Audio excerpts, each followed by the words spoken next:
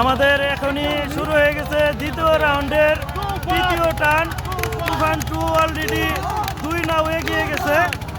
আর পিছনেরটা কি বল ধরার ঐতিহ্য, বল ধরার ঐতিহ্য 2 নৌকা পিছিয়ে পড়ে গেছে। দর্শক দেখেন, দর্শক এইটার ভিতরে গেলাম সেই ভাইরাল মাঝি নূর আলী মাঝি তুফান 2।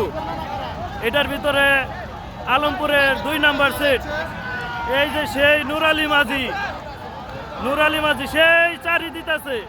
তুফান 2 তুফানের মতন যাচ্ছে দুর্দান্ত গতিতে। তুফান 2 2 নৌকা এগিয়ে আছে। বল ধরার ঐতিহ্য, 2 নৌকা পিছনে বল ধরার ঐতিহ্য।